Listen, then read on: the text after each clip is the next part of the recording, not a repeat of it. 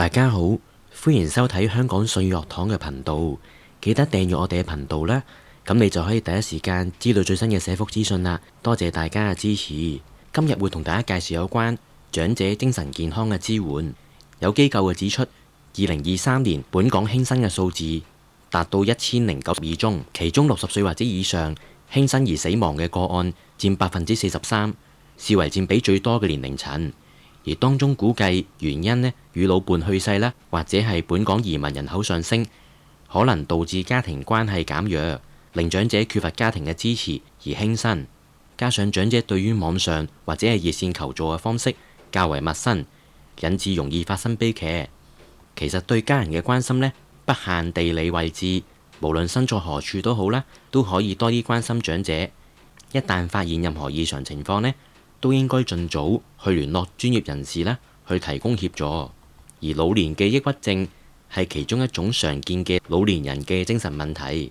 可惜好多人呢就會覺得年老呢就會被各種嘅健康同埋生活問題影響，而令到心情唔愉快。抑鬱係正常不過嘅事情，所以有好多時呢都唔能夠及早發現，以致錯失治療嘅機會啦。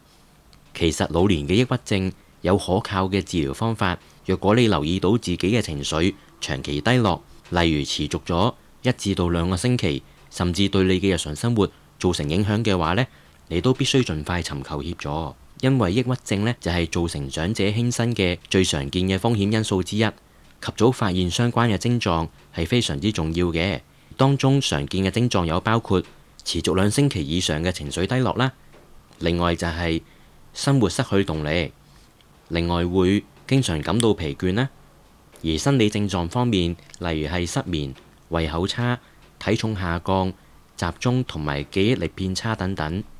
而情緒認知方面呢，例如情緒低落啦、沮喪啦、悲觀啦、消極，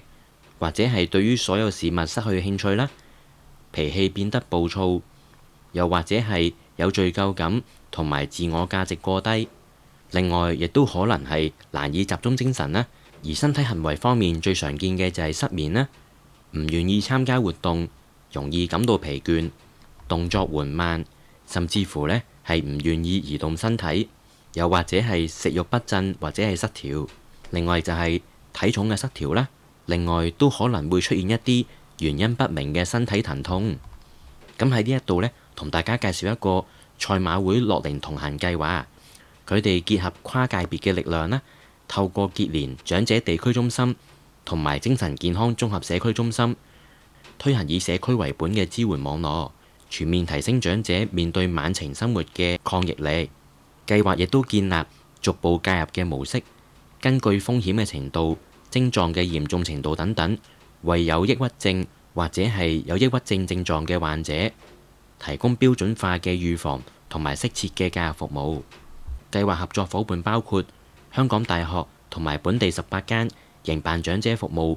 以及精神健康服務嘅社福機構啦，涵蓋本港超過70%嘅相關服務單位。有見社會日益變化嘅精神健康需要啦，自從2024年開始，計劃就透過黃大仙地區康健中心、南區地區康健中心同埋西貢地區康健站等等，去加強社區內嘅醫社合作，並將服務範圍由長者擴展到去45歲或者以上嘅人士，期望喺基層醫療層面上邊提供更全面嘅精神健康支援服務。咁佢哋提供嘅服務內容就包括心理衛生教育小組啦，另外就係一啲個人、家庭或者係小組治療，另外亦都會提供定期跟進服務，另外會按一啲個案嘅需要，會連接醫療服務，幫佢哋接通相關嘅治療啦、預約接受服務等等。所以如果大家對於呢個計劃有任何查詢呢，可以去返你居住地方附近嘅長者地區中心啦、精神健康綜合社區中心啦、培訓及輔導中心等等啦，另外就係地區康健站、地區康健中心等等去查詢。咁有關各中心嘅聯絡資料，大家都可以瀏覽官方網站去了解更加多嘅資訊。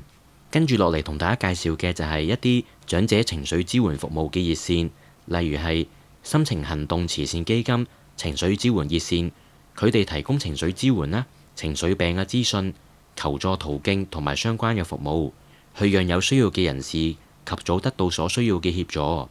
佢哋嘅服務時段係星期一至星期五上晝10點至下晝1點，下晝2點至到下晝5點。而星期六呢，就係上晝1點至到下午1點。熱線設有留言信箱，而熱線嘅電話號碼係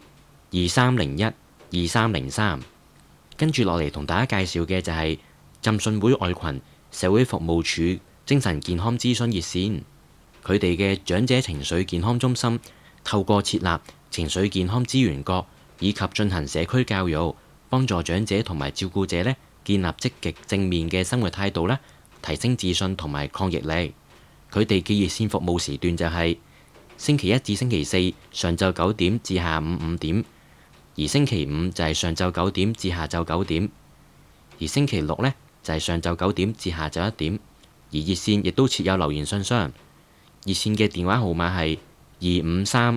25354135。最後都同大家提一提一啲常見嘅熱線服務，包括照顧者支援專線182-183、情緒通精神健康支援熱線18111，最後就係社署熱線23432255。最後記得留言、讚好、分享我哋嘅 YouTube 頻道啊！如果你或者你身邊嘅長者有需要嘅話，唔好猶豫啦，快啲聯絡我哋啦，等我哋一齊改善長者嘅居住環境啊！如果你有任何意見或者建議，都歡迎喺下邊留言或者直接聯絡我哋。多謝你嘅收睇同埋支持，下次見。